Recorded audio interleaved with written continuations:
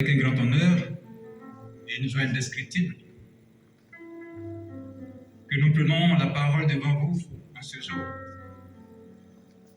Un honneur, dis-je, parce que nous parlons au nom d'une grande dame, résiliente, combattante, pleine d'amour, votre sœur, notre sœur dans le Seigneur, qui n'est plus à présenter, que j'ai nommé Dr Simone Yves Babou.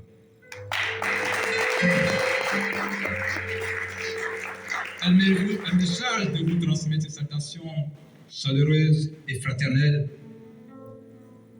empêchée pour des raisons de calendrier. Elle me charge de vous dire que physiquement, elle est absente, certes, mais présente en esprit, donc tout près de vous.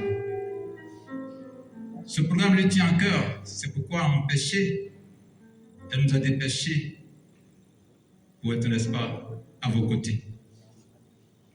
Une joie pour nous, parce que nous nous retrouvons entre frères dans le Seigneur.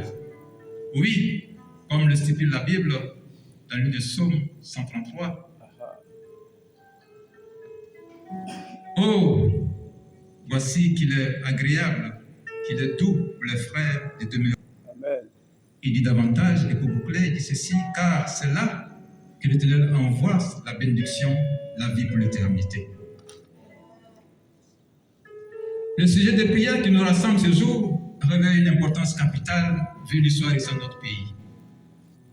Prier en faveur de la paix en Côte d'Ivoire et pour des élections apaisées. Attitude proactive que nous saluons. En effet, la notion de paix n'est pas étrangère dans notre pays. Le Père fondateur, incomparable dans le temps et dans l'espace, n'est-ce pas, disait, et je cite, « La paix n'est pas un vain mot, mais un comportement. » Il en a fait une seconde religion. Il est parti en laissant une fondation pour la recherche de la paix. Quelle grâce!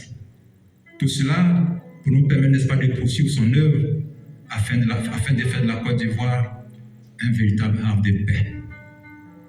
Mesdames et messieurs, oui, nous le pouvons. Il est cependant important de souligner que, aussi longtemps que la notion de paix demeurera dans l'esprit des hommes comme un concept, il serait difficile de la réaliser.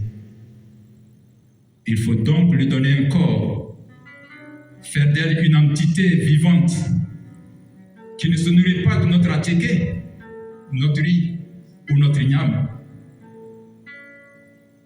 mais plutôt d'amour, de vérité et de justice. L'amour est l'une des caractéristiques de Dieu. Ne dit-on pas que Dieu est amour? Mieux, l'amour est le plus grand commandement que Jésus nous a laissé. Pratiquons l'amour. Ivoiriens et habitants de la terre, aimons-nous les uns les autres si nous voulons la paix. La pratique de la paix nous amènera à nous dire la vérité. Le nom de Jésus, bien sûr, la vérité, car il a dit « Je suis la vérité ».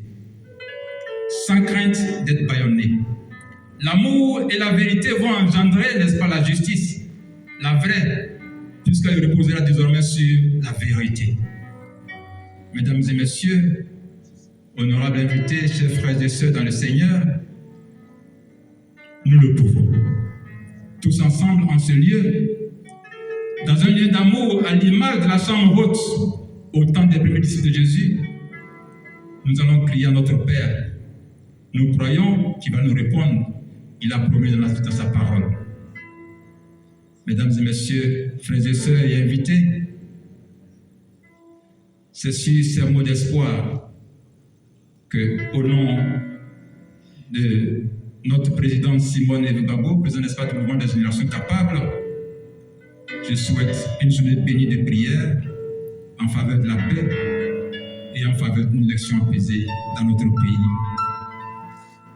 Que Dieu bénisse la Côte d'Ivoire, que Dieu bénisse notre Yamoussoukro, Je vous remercie.